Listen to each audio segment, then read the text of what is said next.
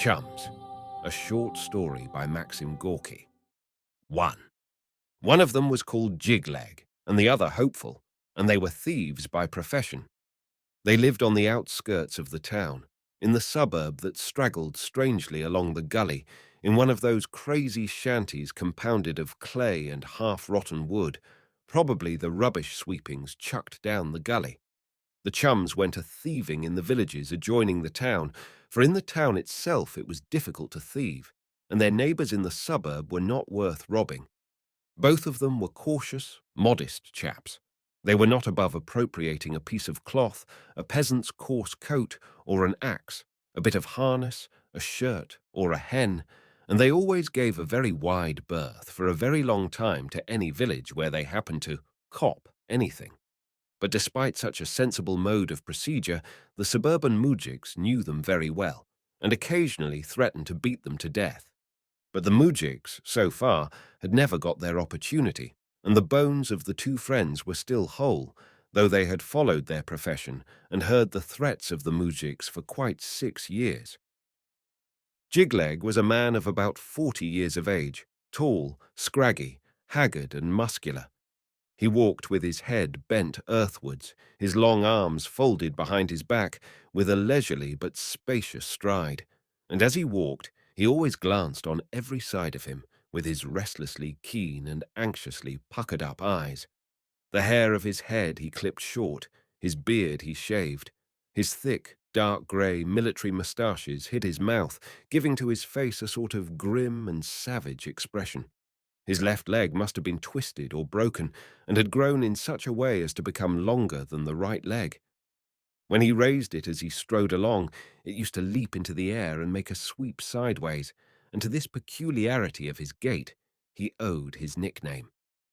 Hopeful was 5 years younger than his comrade, not so tall but broader in the shoulders.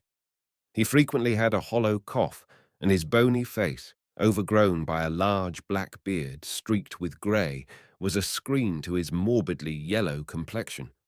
His eyes were large and black, but they regarded everything amicably and deprecatingly. As he walked, he would press his thick lips together into the shape of a heart, and would softly whistle some song or other, a monotonous, melancholy song, always one and the same. A short garment of party-coloured rags with some resemblance to a wadding pea-jacket bobbed up and down on his shoulders, but Jig-Leg always went about in a long grey caftan, girded with a belt. Hopeful was a peasant's son, his companion the son of a sexton. He had been a lackey and a billiard marker. They were always seen together, and the peasants used to say of them, "Here are the Chums again. Look at them both. Ah, the devils! I wonder when they are going to croak." The Chums used to tramp along some village road, looking carefully about them and avoiding any chance encounters. Hopeful would cough and whistle his song, and the leg of his comrade would fling into the air, as if attempting to wrench itself loose and bolt away from the dangerous path of its master. Or they would lie about somewhere on the outskirts of a wood amongst the rye, or in a gully, and quietly discuss how to set about stealing in order that they might have something to eat. 2. In winter, even the wolves, who are far better adapted for the struggle for life than our two friends, even the wolves have a bad time of it. Empty, ravenous, and fierce, they even run about the highways, and though we kill them, we fear them. They have claws and teeth for self-defense, and the main thing, their hearts are softened by nothing. This last point is very important, for in order to triumph in the struggle for existence, one ought to have much wisdom or the heart of a beast. In the winter, the Chums also fared ill. Often in the evening, they both went out into the streets of the town and begged for alms, trying at the same time to escape the notice of the police. Very rarely did they succeed in stealing anything. It was inexpedient to go into the country because it was cold, and they left their traces in the snow. Besides, it was fruitless to visit the villages when everything in them was closed and covered with snow. The comrades lost much strength in the winter in their struggle with hunger, and possibly there was nobody who awaited the spring as eagerly as they did. And behold, At last, spring arrived. The comrades, sick and extenuated, emerged from their gully and looked joyously at the fields where the snow thawed more and more rapidly every day. Dark brown patches began to appear everywhere. The meadows sparkled like mirrors, and the streams fell a-babbling. The sun poured down his unselfish favours upon the earth, and the two friends warmed themselves in his rays, calculating at the same time how soon the earth would get dry, and then they might go and take pot-shots at luck among the villages. Frequently, Hopeful, who suffered from sleeplessness, would awake his friend in the early morning with a piece of joyous intelligence. "Hi! Get up! The rooks are flying by!" "Flying by, eh?" "Yes, listen to their cawing." Emerging from their wretched shanty, they watched the black heralds of the spring, carefully building new nests or repairing old ones, and filling the air with their hoarse and anxious cawing. "Now, it will be the turn of the larks," said Hopeful, setting about mending his old and much-worn bird net. And now the larks also appeared. Then the chums went into the fields, spread their nets on one of the brown, thawed patches, and running about in the moist and muddy fields, drove into the nets the hungry birds, who, wearied by their long flight, were seeking their food on the grey earth, which had only just freed itself from the snow. On catching the birds, they sold them at a piatachek, or a grivenik per head. Then the nettles appeared, which they gathered and carried to the bazaar for the market garden huckster women. Nearly every day of the spring gave them something fresh to do, some fresh if but trifling bit of work. They could turn everything to some use: osiers, sorrel, mushrooms, strawberries, fungi. Nothing passed through their hands in vain. Sometimes the soldiers would come out for firing practice. After the practice was over, the chums would ferret about the earthworks and fish up the bullets, which they would sell subsequently at 20 kopecks the pound. All these occupations certainly prevented the chums from dying of hunger, but very rarely gave them the opportunity of eating their fill, rarely gave them the pleasant feeling of a full stomach working warmly away upon hastily swallowed food. 3. Once in April, when the countryside had only just begun to put forth its buds and shoots, when the woods were still wrapped in a dark blue gloom, and the grass had only just begun to appear on the fat fields basking in the sun, the chums were going along the high road smoking macaca cigars of their own manufacture and conversing. Coarse tobacco smoked by the peasants. "You are coughing worse than ever," said Jig-Leg to his comrade in a tone of mild reproach. "A fig for that! Look ya, the dear little sun will soon warm me up, and I shall feel alive again." You may have to go into the hospital, you know." "What do I want with hospitals? If die I must, let me die." "Well, that's true enough." They were passing a tract of land planted with birches, and the birches cast upon them the patterned shadows of their fine, slender leaves. The sparrows were hopping along the road, chirping merrily. "You don't walk very well," remarked Jig-Leg after a moment's silence. "That's because I have a choky feeling," exclaimed Hopeful. "The air is now thick and damp. It is a fat sort of air, and I find it hard to swallow." And stopping short, he fell a-coughing. Jig-Leg stood beside him, smoked away, and never took his eyes off him. Hopeful, shaken by his attack of coughing, held his bosom with his hands, and his face grew blue. "It gives my lungs a good tearing anyway," said he, when he had ceased coughing. And on they went again after scaring away the sparrows. "Now we are coming to Mukina," observed Jig-Leg, throwing away his cigarette and spitting. "We must make a circuit round it at the back by the way of the outhouses. Perhaps we may be able to pick up something. Then further on past the Sivtsova spinney to Kuznechika. From Kuznechika, we'll turn off towards Markvoka, and so home." "That will be a walk of 30 versts," said Hopeful. "May it not be in vain." To the left of the road stood a wood uniformly dark and inhospitable. There was not a single patch of green amidst its naked branches to cheer the eye. On the outskirts of the wood, a small, rough, shaggy little horse with woefully fallen-in flanks was roaming, and its prominent ribs were as sharply denned as the hoops of a barrel. The chums stopped again and looked at it for a long time, watching how it slowly picked its way along, lowering its snout towards the ground and cropping the herbage with its lips, carefully munching them with its worn-out yellow teeth. "She's starved too," observed Hopeful. "Gee!" cried Jig-Leg enticingly. The horse looked at him and, shaking his head, negatively bent it earthwards again. Hopeful explained the horse's wearisome movement. "He doesn't like you," said he. "Come, if we hand him over to the gypsies, they no doubt will give us 7 rubles for her," observed Jig-Leg meditatively. "No, they won't. What could they do with her?" "There's the hide." "The hide? Do you suppose they'll give as much as that for the hide? Look at it. What sort of a hide do you call that? Why, it isn't equal to old shoe leather." "Well, they'd give something anyway." "Yes, I suppose that's true enough." Jig-Leg looked at his comrade, and after a pause said, "Well?" "Awkward," replied Hopeful doubtfully. "How?" "We should leave tracks. The ground is damp. They could trace where we took it. We could put clouts on her feet." "As you like." "Come along. Let's drive her into the wood and pass the night in the gully. In the night we'll bring her out and drive her to the gypsies. It's not far, only 3 versts."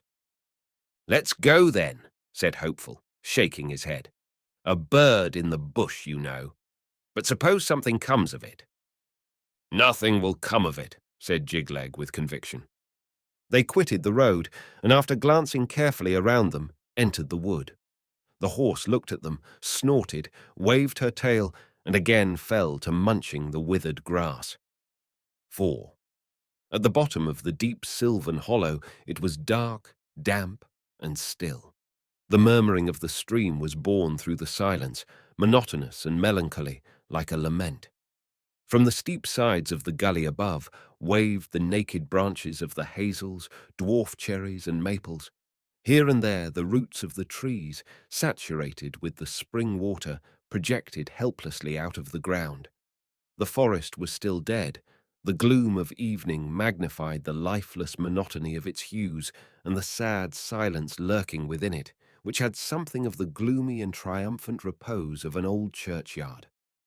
The chums had already been sitting a long time there in the damp and silent gloom, beneath a group of aspens clustered together in a huge clump of earth at the bottom of the ravine. A tiny fire burnt brightly in front of them, and as they warmed their hands over it, they cast into it, from time to time, dry twigs and branches, taking care that the flame should burn evenly all the time, and that the fire should not give forth smoke. Not very far off stood the horse. They had wrapped her mouth round with a sleeve torn from the rags of Hopeful, and had fastened her by her bridle to the trunk of a tree. Hopeful, crouching down on his heels by the fire, was dreamily gazing at the flame and whistling his song. His comrade, cutting away at a bunch of osier twigs, was making a basket out of them, and his occupation kept him silent. The sad melody of the stream and the soft whistling of the unlucky man blended into one accord and floated plaintively in the silence of the evening and the forest. Now and then some twigs on the fire would crackle, and hiss, doubtless their way of sighing, as if they felt that life was more lingering than their death in the fire, and therefore more of a torment. "What do you say? Shall we be going soon?" inquired Hopeful. "It's early yet. Let it get quite dark and then we'll go," replied Jig-Leg, without raising his head from his work. Hopeful sighed and began to cough. "Frozen, eh?" inquired his companion after a long pause. No. Something makes me miserable." "Let's hear it." And Jig-Leg shook his head. "My heart is throbbing." "Sick, eh?" "I suppose so. But it may be something else." Jig-Leg was silent for a while, and then he said, "I say, don't think." "Of what?" "Of everything. Look here now." Hopeful suddenly seemed to grow alive. "How can I help thinking? I look at her." He waved his hand towards the horse. "I look at her and I understand. I had such a one also. She was a sorrel and at all sorts of work. first class. Once upon a time, I even had a pair of them. I worked right well in those days. "What are you driving at?"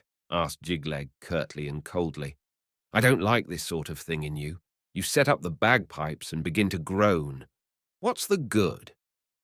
Hopeful silently threw into the fire a handful of twigs broken up small and watched the sparks fly upwards and disappear in the damp air. His eyes blinked frequently, and shadows ran swiftly across his face. Presently he turned his head in the direction of the horse and gazed at her for a long time.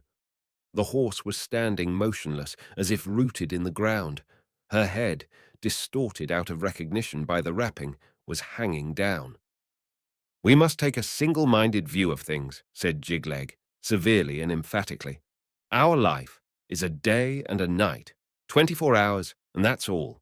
If there's food, well and good. If there isn't, well, squeak and squeak as much as you like. You'd better leave off, for it does no good. And the way you went on just now isn't nice to listen to.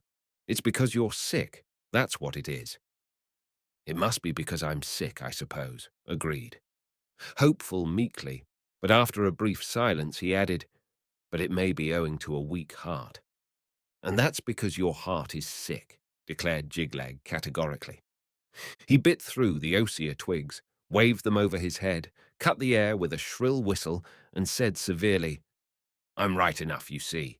There's nothing of that sort the matter with me." The horse shifted from leg to leg.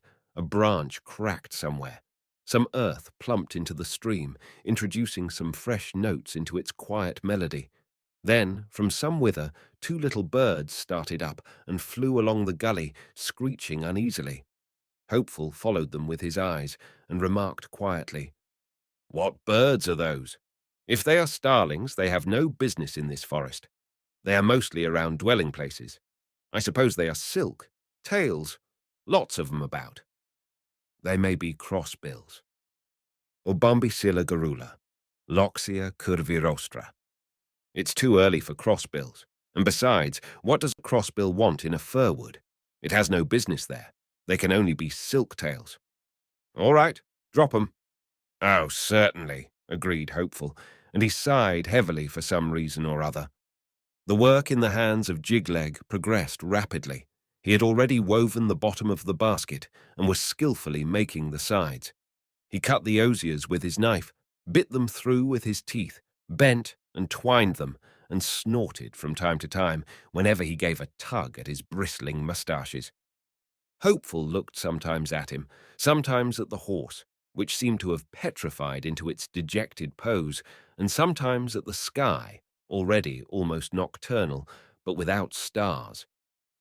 "The moujiks grab all the horses," he suddenly remarked in a strange voice, "and there are none left except here and there, perhaps, so there are no more horses." And Hopeful waved his arms about. His face was dull, and his eyes blinked as frequently as if he was looking at something bright blazing up before them. "What's that to do with you?" asked Jig-Leg severely. "I was calling to mind a story," said Hopeful guiltily. "What story?" "Yes, just as it might be here. The same thing happened to my knowledge once. They took away a horse from a neighbor of mine. Michael his name was. Such a big moujik he was, and pockmarked. Well? Well, they took her away. She was browsing on the winter pastures, and all at once she was gone. When Michael understood that he was nagless, down he plumped on the ground, and how he howled. Ah, my little friend, how he did bellow then, to be sure. It was just as if he had broken his leg." "Well?" "Well, he was a long time like that. And how do you come in?" At this sharp question from his comrade, Hopeful slunk away from him and timidly answered, "Oh, I only remembered it, that's all. For without his horse the moujik is in a hole."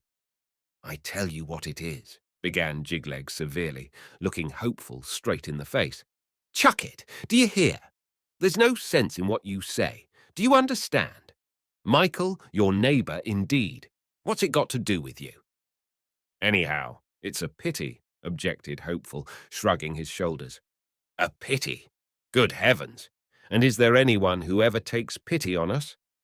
What do you mean? Shut up. It will soon be time to go. Soon?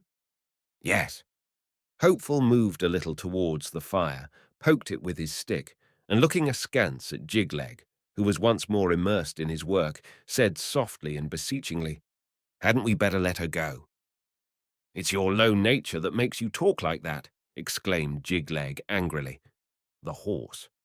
"Nay, but for God's sake listen," persisted Hopeful softly, and with a tone of conviction. "Just think, there's danger in it. Here we shall have to drag her along for 4 versts. And suppose the gypsies won't take her. What then?" "That's my affair." "As you like. Only it would be better to let her go. Let her go and slope. Look what a knacker she is."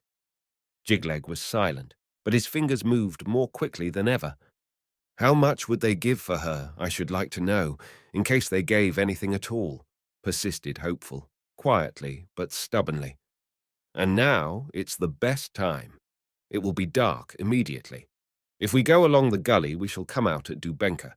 Let's keep our eyes open, and we may be able to prig something or other." The monotonous speech of Hopeful, blending with the gurgling of the stream, floated down the gully and enraged the industrious Jig-Leg. He was silent, ground his teeth, and the osier twigs broke beneath his fingers from sheer excitement. "The women are bleaching their linen now." The horse snorted loudly and became restive. Enwrapped by the mist, she now looked more monstrous and more wretched than ever. Jig-Leg looked at her and spat into the fire. "The cattle, too, are now at large. The geese are in the fields." "How long will it take you to spit it all out, you devil?" inquired Jig-Leg savagely. "For heaven's sake, Stephen, don't be angry with me. Let her loose in the woods. It's the right thing to do." "Have you eaten anything today?" shrieked Jig-Leg. "No," replied Hopeful, confused and frightened by his comrade's shout. "Then, deuce take you. You may starve for all I care. I spit upon you." Hopeful looked at him in silence. Jig-Leg, collecting the osiers together, bound them into a bundle and snorted angrily. The reflection of the fire fell upon his face, and his face, with the bristling moustaches, was red and angry. Hopeful turned away and sighed heavily. "I spit upon such sentiments. I say, do as you like," said Jig-Leg, hoarsely and viciously. "But let me tell you this," he went on. "If you go hedging like this any more, you are no company for me. To that I mean to stick. I know what you are. You're an odd chap. No more tall talk." Hopeful squirmed and coughed. Then after coughing his cough out, he sighed heavily. "Do you know why I talk so much about it? Because it is dangerous." "All right," cried Jig-Leg angrily. He picked up the osier twigs, flung them over his shoulder, shoved the unfinished basket under his arm, and rose to his feet. Hopeful also stood up, looked at his comrade, and softly approached the horse. "Wah! Christ be with thee! Fear not!" His hollow voice resounded through the gully. "Whoa-wah! Stand still. Well, go of your own accord. Go along, then. There you are." Jig-Leg watched his comrade pottering about the horse and unwinding the clout from its mouth, and the moustaches of the surly thief twitched with excitement. "Let's be off," said he, moving forwards. "I'm coming," said Hopeful, and forcing their way through the scrub, they went silently along the gully in the midst of the night darkness, which filled it to the very brim. The horse, too, came after them. Presently behind them they heard the splashing of water, which drowned the melody of the stream. "Ah, thou fool! Thou hast fallen into the water," said Hopeful. Jig-Leg snorted angrily, but remained silent.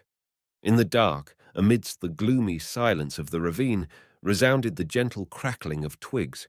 The sound came floating along from the place where the red cluster of the embers of the fire sparkled on the ground like some monstrous and maliciously mirthful eye.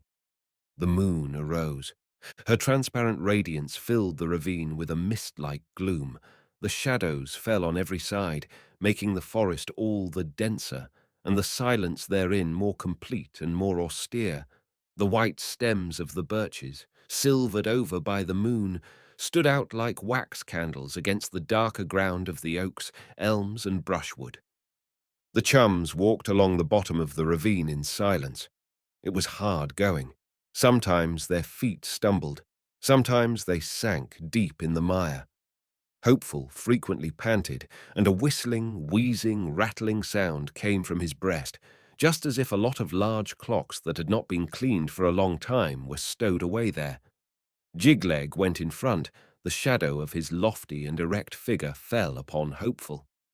"Look now," said he, petulantly and sulkily. "Where are we going? What are we after, eh?" Hopeful groaned and was silent. "The night is now shorter than a sparrow's beak. By daylight we shall come to the village, and how shall we do? It is just as if we were gentlemen at large taking a stroll." "I feel very bad, brother," said Hopeful quietly. "Very bad," exclaimed Jig-Leg ironically. "There you are, of course. How so?" "I have great difficulty in breathing," replied the sick thief. "In breathing? Why have you a great difficulty in breathing?" "Because I am ill, I suppose." "You lie. It is because you are stupid." Jig-Leg stopped short, turned towards his comrade, and shaking his fingers beneath his nose, added, "Yes, you cannot breathe because of your stupidity. Do you understand?" Hopeful bowed his head low and answered guiltily, "Certainly." He would have said something more, but began to cough instead, leaning onto the trunk of a tree with trembling hands, and he coughed for a long time, trampling the ground without moving from the spot, shaking his head and opening his mouth wide. Jig-Leg continued looking at his face, which stood out haggard, earthy and greenish in the light of the moon. "You'll awaken all the wood sprites in the forest," he said at last, surlily. And when Hopeful had coughed himself out, and throwing back his head, groaned freely, he made a proposition to him, in a dictatorial tone. "Rest a bit. Sit down." And they sat down on the damp earth in the shadow of the bushes. Jig-Leg made a cigarette, began smoking it, looked at its glow, and began to speak very deliberately. "If only we had a home somewhere or other to go to, we might possibly return home." "That's true," said Hopeful, wagging his head. Jig-Leg looked askance at him and continued, "But as we haven't got a home, we must go on." "Yes, we must," groaned Hopeful. "We've no place to go to, so there's no sense talking about it. And the chief cause of it is, we are fools. And what fools we are, too." The dry voice of Jig-Leg cut through the air and must have greatly disquieted Hopeful, for he flung himself prone on the ground, sighed, and gurgled oddly. "And I want something to eat. I've a frightful longing that way," Jig-Leg concluded his drawling, reproachfully resonant speech. Then Hopeful rose to his feet with an air of decision. "What's the matter?" asked Jig-Leg. "Let's be off." "Why so lively all at once?" "Let's go." "Come along, then." And Jig-Leg also stood up. "Only there's no sense in this." "I don't care what happens." And Hopeful waved his hand. "Plucked up your courage again, eh?" "What? Here you've been tormenting me and tormenting me, and blackguarding me and blackguarding me. Oh, Lord." "Then why do you mess about so?" "Mess about?" "Yes." "Well, look you, I felt so sorry." "For whom? For what?" "For whom? For that man, I suppose." "For that man?" drawled Jig-Leg. "Come now, take a pinch of snuff and have done with it." "Ah, you're a good soul, but you've no sense. What's the man to you? Can I make you understand that? Why, he'd collar you and smash you like a flea beneath his nail. At the very time that you are pitying him, then you'll go and declare your stupidity to him, and in return for your compassion, he'll plague you with all the 7 plagues. Why, you carry your very guts in your hand for people to look at, and drag your very vitals out into the light of day. Pity indeed. Ugh, I've no patience with you. For heaven's sake, why don't you have pity on yourself, instead of knocking yourself to bits? A pretty fellow you are. Pity indeed. Pooh." Jig-Leg was quite outraged. His voice, cutting and full of irony and contempt for his comrade, resounded through the wood, and the branches of the shrubs shook with a gentle rustle, as if agreeing with the rough truth of his words. Hopeful, overwhelmed by these reproaches, paced along slowly on his trembling legs, drawing up his arms into the sleeves of his jacket, and drooping his head upon his breast. "Wait," said he at last. "What matters it? I'll put it all right. When we come to the village, I will go into it, all alone. I'll go. You need not come with me. I'll prig the very first thing that falls within my reach, and so home. Come along, and I'll show you something. It will be hard for me, but don't say a word." He spoke almost inaudibly, panting hard, with a rattling and a gurgling in his breast. Jig-Leg looked at him suspiciously, stopped short as if he were about to say something, waved his hand, and went on again without saying anything. For a long time they went on slowly and in silence. The cocks began to crow somewhere near, the dogs barked. Presently the melancholy sound of the watch bell was wafted to them from the distant village church, and was swallowed up in the sombre silence of the forest. A large bird, looking like a big black patch in the faint moonlight, rose into the air, and there was an ominous sound in the ravine of a flurried piping and the rustling of feathers. "A crow, and a seed crow too, if I'm not mistaken," observed Jig-Leg. "Look here," said Hopeful, sinking heavily on the ground. "Go you, and I'll remain here. I can do no more. I'm choking, and my head is going round." "Well, there you are," said Jig-Leg crossly. "What, can't you do a little more?" "I can't." "I congratulate you. Ugh, I've not a bit of strength in me." "I'm not surprised. We've tramped without a meal since yesterday." "No, it's not that. It's all up with me. Look how the blood trickles." And Hopeful raised his hand to Jig-Leg's face, all bespattered with something dark. The other looked askance at it, and then, lowering his voice, asked, "What's to be done?" "You go on. I'll remain here. I may rest a bit." "Where shall I go? Suppose I go to the village and say there's a man in the forest taken bad." "No, they'd kill me, if they get the chance." Hopeful fell upon his back, coughed a hollow cough, and vomited a whole quantity of blood. A rook. "How goes it?" inquired Jig-Leg, standing over him, but looking the other way. "Very badly," said Hopeful, in an almost inaudible voice, and fell a-coughing again. Jig-Leg cursed loudly and cynically. "Suppose I call someone?" "Whom?" said Hopeful. His voice was like a dismal echo. "Or perhaps you may now be able to get up and go on for a little while." "No, no." Jig-Leg sat by the head of his comrade, and embracing his own knees with his arms, gazed steadily at Hopeful's face. The breast of Hopeful was moving convulsively with a hollow, rattling sound. His eyes were deep sunken. His lips gaped strangely apart and seemed to cleave to his teeth. From the left corner of his mouth, a dark, living jet was trickling. "Is it still flowing?" asked Jig-Leg quietly, and in the tone of his question there was something very near to respect. The face of Hopeful shuddered. "It is flowing," came a faint rattle. Jig-Leg rested his head on his knees and was silent. Over them hung the wall of the ravine, furrowed by the deep cavities of the spring streams. From its summit, a shaggy row of trees illuminated by the moon looked down into the abyss. The other side of the ravine, which had a gentler slope, was overgrown with shrubs. Here and there the grey stems of the aspens stood out against its darker masses, and on their naked branches the nests of the rooks were visible, and the ravine itself, lit up by the moon, was like a vision of slumber, like a weary dream, with nothing of the hues of life.